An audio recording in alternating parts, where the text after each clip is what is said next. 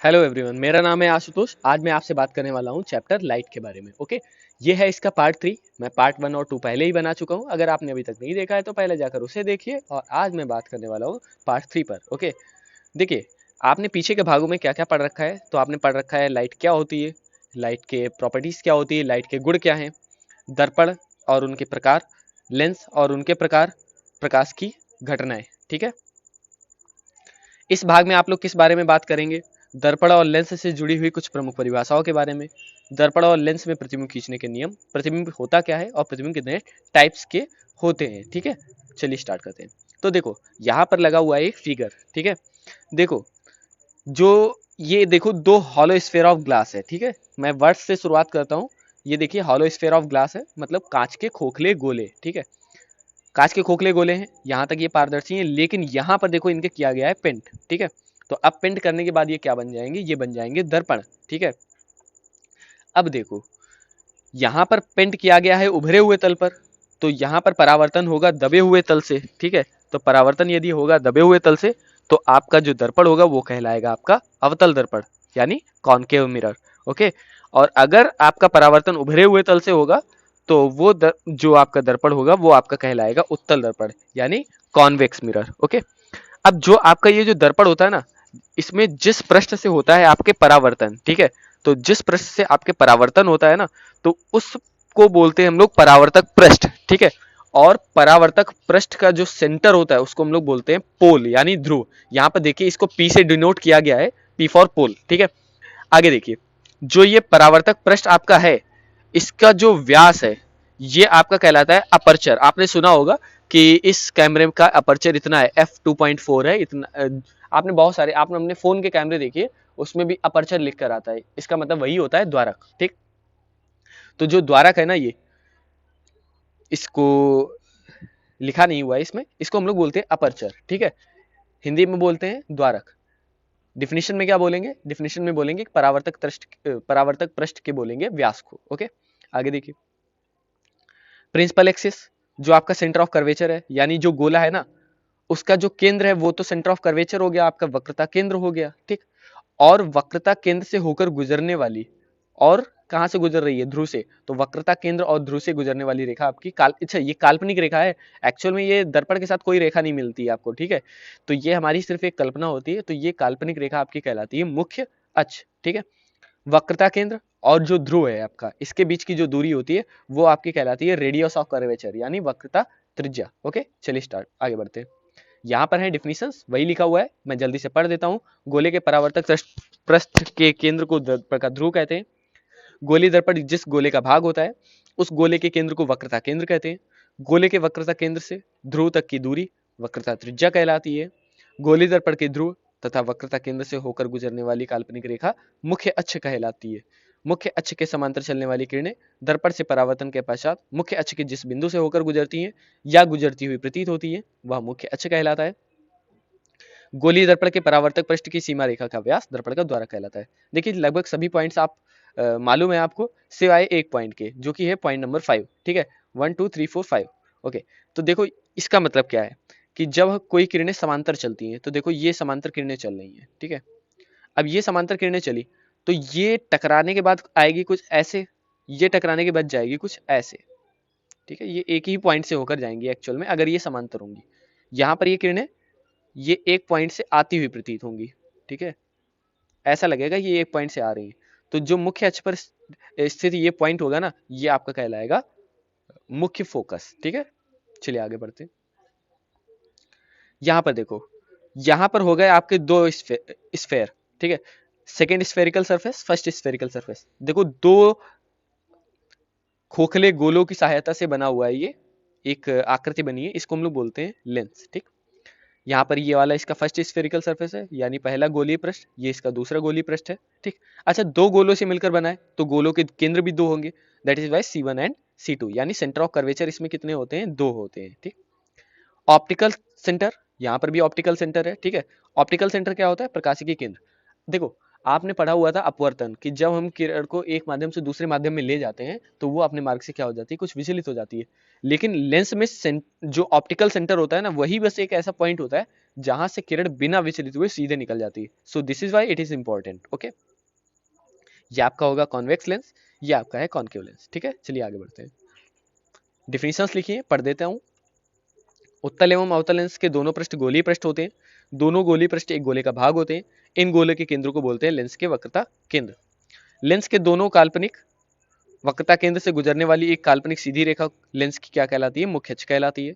Lens का केंद्रीय बिंदु इसका प्रकाशिकी केंद्र कहलाता है, जिसकी बात मैंने की कि यहाँ से जो गुजरने वाली किरण होगी वो बिना विचलित हुए सीधे निकल जाती है। गोलीय लेंस की वृत्ताकार रेखा का प्रभावी व्यास इसका द्वारक कहलाता है।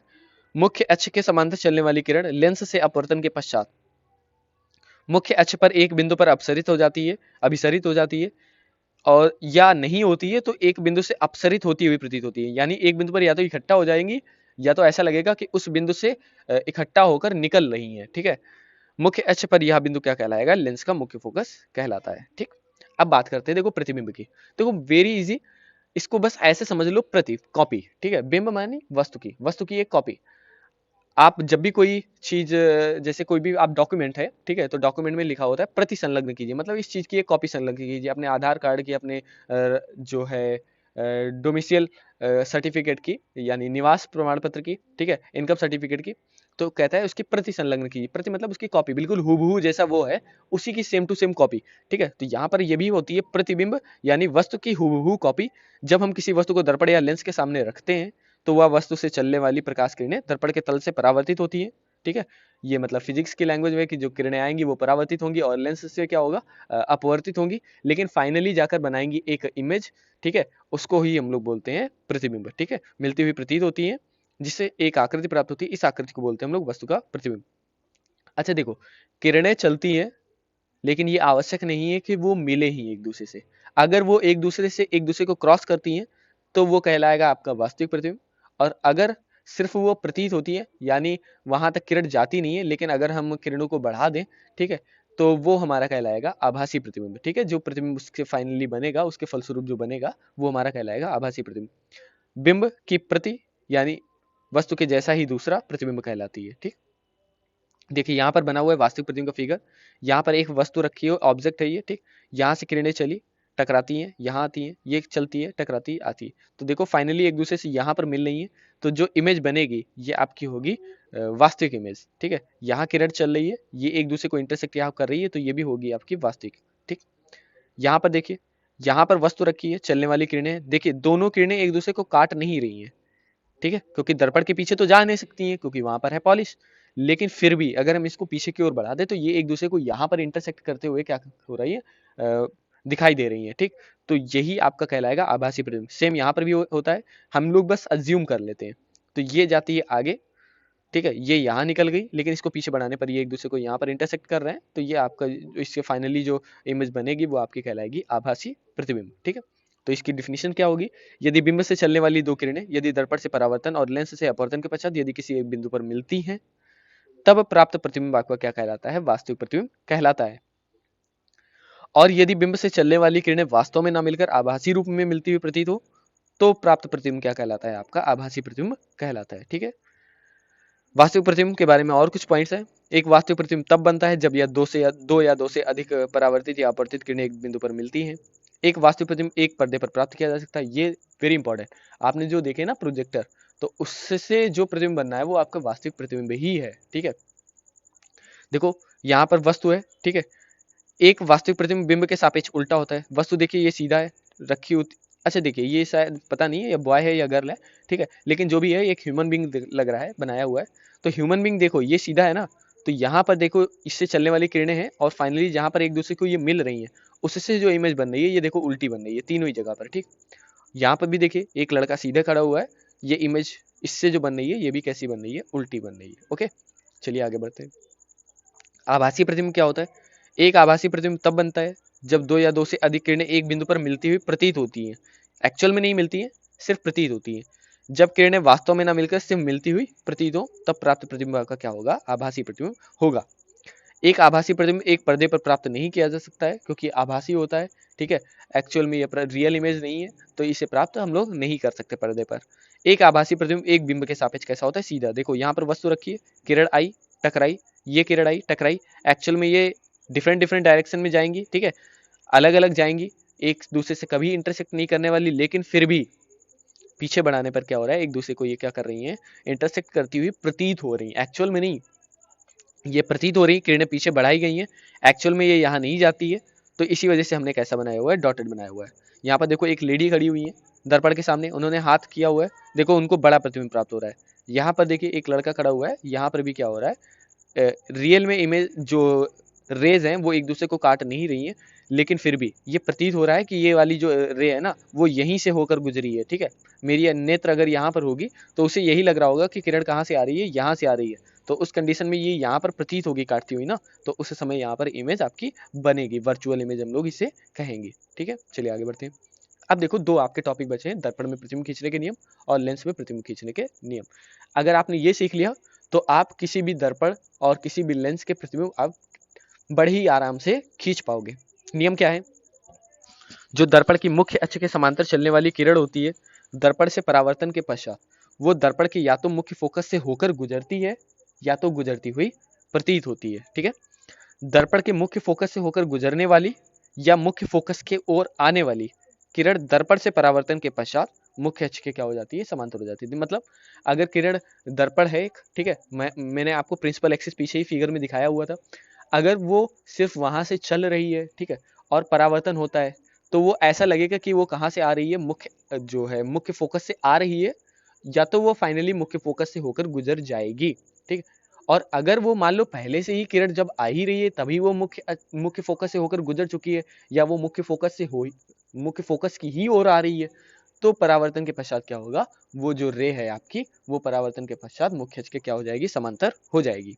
थर्ड पॉइंट क्या है, वक्रता केंद्र से होकर गुजरने वाली जो किरण होती है दर्पण से परावर्तन के पश्चात वक्रता केंद्र से ही होकर गुजरती है। अब ऐसा होता क्यों है, क्योंकि जो इस समय किरण होती है ना वो दर्पण पर क्या होती है, लंबवत होती है। आप एक बॉल खेल रहे हो, ठीक है, आप जमीन पर मारते हो, उसे वापस ऊपर हाथ में पकड़ लेते हो, ठीक, आप उसे थोड़ा आगे फेंको, क्या होगा, क्या वो वापस लौट के आएगी, नहीं आएगी, क्योंकि उस समय मान लीजिए ये सरफेस है, आपने बॉल ऐसे फेंकी तो आपकी ये डेफिनेटली हाथ में वापस आ जाएगी, क्योंकि उस समय जो बॉल गिरेगी ना वो अभी लंबवत गिरेगी, ठीक है।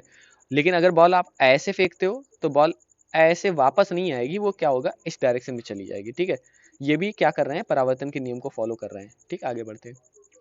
लेंस में प्रतिबिंब खींचने के नियम क्या होते हैं, लेंस में मुख्य अक्ष के समांतर चलने वाली किरण लेंस से अपवर्तन के पश्चात क्या होता है, लेंस के प्रथम मुख्य फोकस से होकर गुजरती है या गुजरती हुई प्रतीत होती है। जैसा कि दर्पण में था वैसे इसमें भी, कि अगर किरण आएगी तो क्योंकि दर्पण में होता है परावर्तन, लेंस में होता है अपवर्तन, तो अपवर्तन के पश्चात होगा क्या, ये एक बिंदु पर क्या हो जाएगी, इकट्ठा हो जाएगी, और अगर इकट्ठा नहीं हो पाएगी तो ऐसा लगेगा उसी बिंदु से ये क्या कर रही है, निकल रही है।